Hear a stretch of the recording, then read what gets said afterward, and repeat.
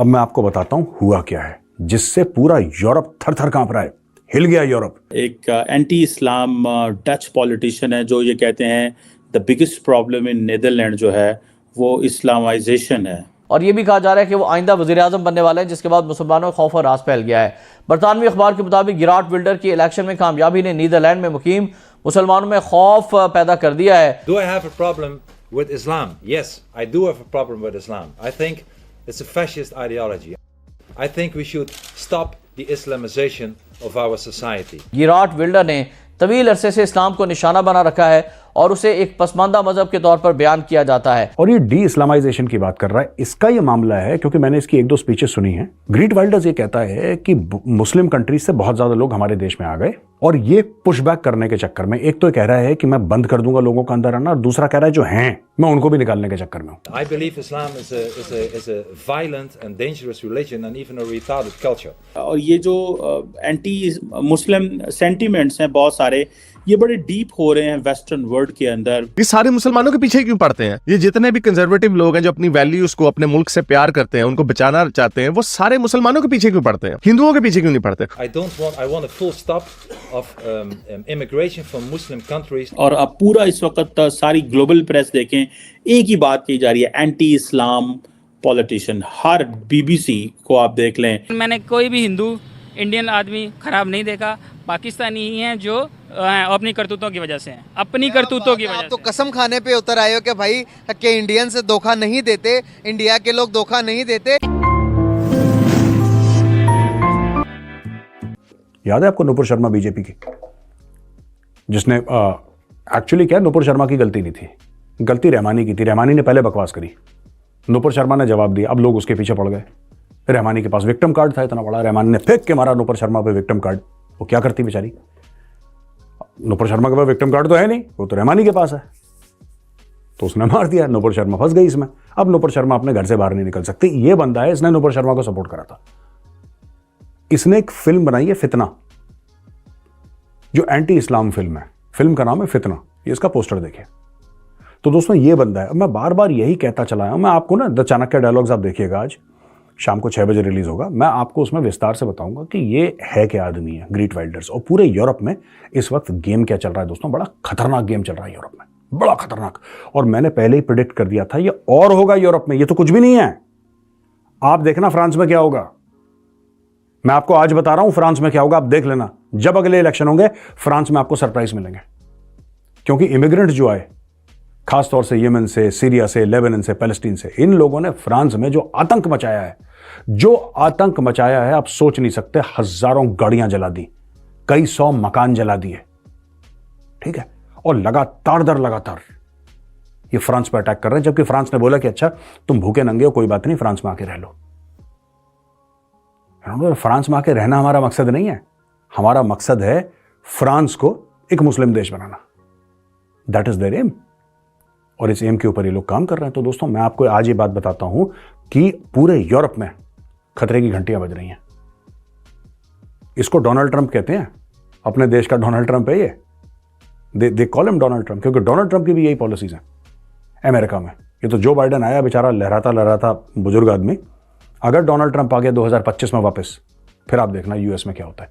ये पूरी दुनिया में there is a rise of the right wing, but कहीं कहीं क्या हो रहा है कि राइट विंग तक ठीक है, वो तो मैं भी सपोर्ट करता हूं, लेकिन फांसीवादी फोर्सेस को आप सपोर्ट नहीं कर सकते। फांसीवादी फोर्सेस फिर वो हिटलर वाली फिलॉसफी पे चले जाते हैं, फिर उनका खेल ही अलग हो जाता है। That is very very wrong. यही वादा किया है गिर्ट विल्डर्स ने, जिनको आप जानते हैं। उन्होंने ड्रॉ मोहम्मद डे के ऊपर भी उन्होंने बात की और बड़ी सख्त किस्म की जबान इस्तेमाल की हजरत मोहम्मद के लिए भी, और जो हदीसों में लिखा हुआ बेसिकली कोई अपनी तरफ से कोई बात ऐड नहीं की। वही बात की जो नुपुर शर्मा ने की, हजरत मोहम्मद की शादी की हजरत आयशा के साथ, उनकी कम उम्री की वजह से, और उनकी बहू से शादी, और कत्ल गार सरतन से जुदा वगैरह वगैरह। वो इन चीजों की बातें करता है और खुल के करता है, सेंसर किए बगैर करता है। वो राइट विंग का आदमी है और उसकी हर पॉलिसी से मैं तकरीबन एग्री नहीं करता, लेकिन प्रॉब्लम ये है कि जो बातें लेफ्ट के लोगों को करनी चाहिए वो राइट के लोग कर रहे हैं as far as cultural appropriation is concern. Cultural appropriation की जाती है कि तमाम कल्चर के लोग एक जैसे हैं, ऐसा नहीं है। जैसे मैंने आपको बताया मुसलमानों की कल्चरल वैल्यूज हो रहे हैं और बड़ी खतरनाक है। हम ये समझते थे कि गोरों के रोंगटे खड़े हो जाने चाहिए ये देख के, लेकिन इन्होंने ऐसी गोली कराई इस्लामोफोबिया की,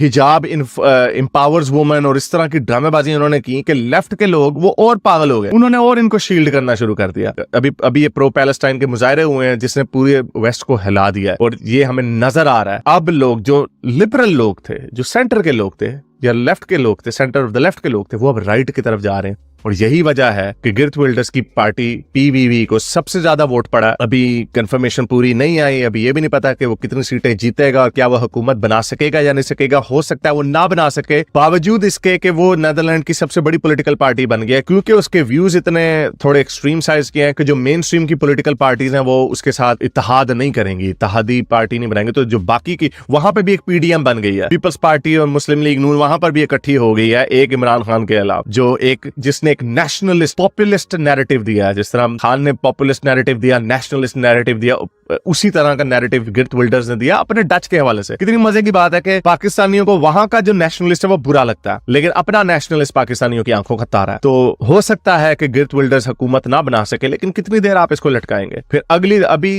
कहा जा रहा है कि शायद वो 35 से 40 सीटें जीते, अगली दफा 60-70 जीत जाएगा, फिर क्या करेंगे? 75 चाहिए आपको वहां पर, तो फिर आप क्या करेंगे? तो ये पूरी दुनिया में, और उधर से ट्रंप ने भी अभी MSNBC ने खबर लीक की है कि ट्रंप की उसकी कैंपेन में से कुछ इंफॉर्मेशन मिली है कि उसने फिर से कह दिया कि उसने मुस्लिम बैन लगा देना। ये सारे मुसलमानों के पीछे क्यों पड़ते हैं? ये जितने भी कंजर्वेटिव लोग हैं जो अपनी वैल्यूज को, अपने मुल्क से प्यार करते हैं, उनको बचाना चाहते हैं, वो सारे मुसलमानों के पीछे क्यों पड़ते हैं? हिंदुओं के पीछे क्यों नहीं पड़ते? और यही हमारे इंडियंस भी कहते हैं कि यार हमें और किसी से इतनी कोई प्रॉब्लम नहीं है।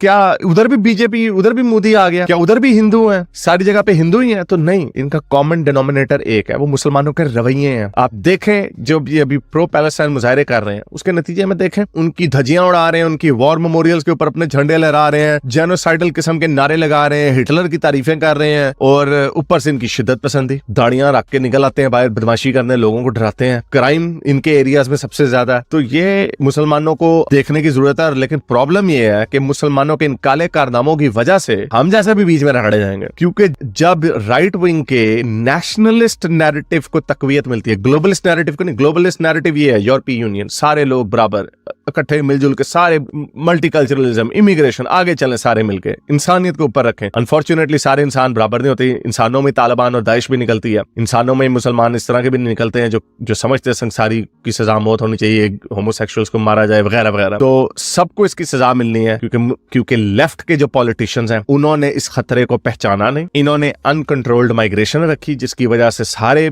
कुत्ते बिल्ले आ जाते हैं और अपने जो थर्ड वर्ल्ड कंट्री की जो वैल्यूज होती हैं वो आके यहाँ पे ला देते हैं। सारे यूरोपियन कंट्रीज में जहाँ पे मैस माइग्रेशन हुई है, वहां पे क्राइम बढ़ गया है, वहां पे उनका सोशल फैब्रिक तबाह हो गया और वो उसको देखते नहीं है। अभी पाकिस्तान ने कितने अफगानियों को निकाल दिया कि यहाँ पे क्राइम करते हैं, यहाँ पे डॉक्यूमेंटेड नहीं है, हमारे रिसोर्सेज के ऊपर बोझ बने में वगैरह वगैरह। पाकिस्तानियों को ये नैरेटिव इधर बड़ा अच्छा लगेगा, लेकिन उधर नहीं अच्छा लगेगा। अगर कोई गोरा ये कहेगा अपने मुल्क के बारे में कि निकल जाओ सारे यहाँ से, इलीगल, सारे नहीं। तो बहरहाल उसने भी विक्ट्री स्पीच दी, उसने ये कहा कि मैं एंटी इस्लाम मेजर्स नहीं लूंगा, मैं कुरान को बैन नहीं करूंगा, मैं जो इस्लामी स्कूल है उनको बैन नहीं करूंगा, मैं सारों का प्राइम मिनिस्टर हूंगा। ऑल्दो अभी नहीं लगता कि वो प्राइम मिनिस्टर बनेगा, लेकिन अगर बन जाएगा। जय हिंद दोस्तों, जैसा आपने वीडियो में देखा कि नीदरलैंड में गिर्ट विल्डर ने चुनाव जीत लिया। आपको बता दें गिर्ट विल्डर एक एंटी इस्लामिक लीडर है, जिसे देख करके पाकिस्तानी मीडिया काफी ज्यादा शॉक्ड है, क्योंकि उन्होंने जो बयान दिया उसे सुन करके सभी मुस्लिम देशों के रोंगटे खड़े हो गए। नीदरलैंड में अभी हाल ही जीते गिर्ट विल्डर ने यह बयान दिया है कि हम अपने यहाँ जितने भी मुस्लिम रिफ्यूजी हैं उनको पहले तो आना बंद कर देंगे, उसके बाद जो भी यहाँ पे रह रहे हैं उनकी अच्छी से जांच करेंगे और जो भी तनिक भी जांच में इधर उधर पाया जाएगा उसे हम मार के भगा देंगे। जिसके बाद से सभी मुस्लिम देश काफी ज्यादा हैरान परेशान है, खास करके पाकिस्तानी मीडिया तो काफी ज्यादा हैरान परेशान है, क्योंकि पाकिस्तानी मीडिया हमेशा अपने आप को मुस्लिम उम्मा का लीडर समझता है, इसलिए